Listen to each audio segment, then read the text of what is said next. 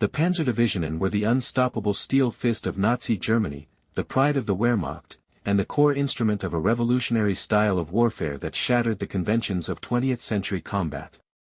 Conceived in the wake of Germany's defeat in World War I and the crushing restrictions of the Treaty of Versailles, these armored divisions emerged from the theories of forward-thinking officers like General Heinz Guderian, who envisioned a fast-moving, mechanized force capable of breaking enemy lines with speed, precision, and overwhelming firepower.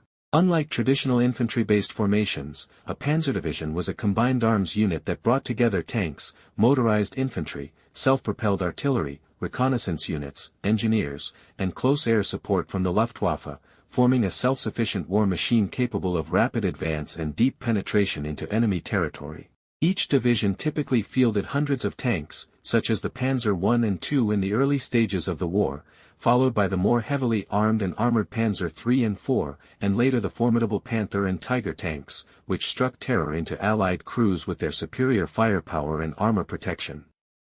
These units made their terrifying debut during the invasion of Poland in 1939, executing the doctrine of Blitzkrieg, lightning war, with devastating effect. Swift pincer movements, relentless armored thrusts, and coordinated attacks with dive bombers like the Junkers Ju-87 Stuka brought entire nations to their knees before they could mount a proper defense. In 1940, during the invasion of France, Panzerdivisionen bypassed the heavily fortified Maginot Line, slicing through the Ardennes forest in an unexpected maneuver that led to the encirclement of Allied forces at Dunkirk. They continued their reign of terror across the Balkans, North Africa under the command of the legendary Erwin Rommel, the Desert Fox, and into the vast, unforgiving expanses of the Soviet Union during Operation Barbarossa. In the east, panzer formations advanced hundreds of miles, capturing entire cities and annihilating Soviet armies in sweeping encirclements. But the tide began to turn. The brutal Russian winter, logistical overreach, partisan warfare, and the resurgence of Soviet tank production, most notably the T-34, which combined armor, speed, and firepower in revolutionary ways, began to blunt the edge of the Panzer spear. At the Battle of Kursk in 1943, the largest tank battle in history, the Panzerwaffe launched Operation Citadel with hundreds of Tigers and Panthers, but found themselves bogged down in minefields, anti-tank defenses, and the sheer depth of Soviet resistance.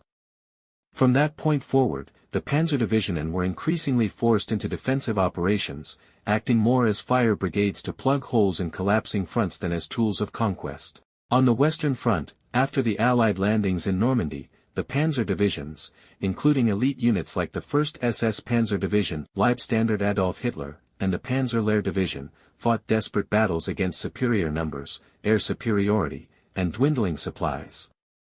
The last great gamble came in December 1944 during the Ardennes offensive, known as the Battle of the Bulge, where Hitler launched his remaining panzer reserves in a bold attempt to split Allied forces and recapture Antwerp. Though initially successful, the offensive stalled due to fuel shortages, stiff resistance, and Allied air power, signaling the irreversible decline of the Panzerwaffe. By 1945, Germany's once mighty Panzerdivisionen were shadows of their former selves, crippled by attrition, bombed relentlessly by Allied aircraft, and desperately short on men, machines, and fuel.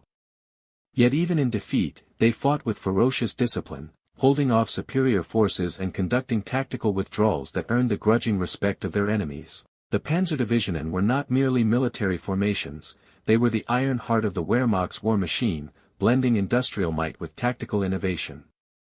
Though ultimately consumed by the very war they helped ignite, their legacy endures in the annals of military history as both a symbol of terrifying effectiveness and a cautionary tale of hubris, ambition, and the mechanization of modern war.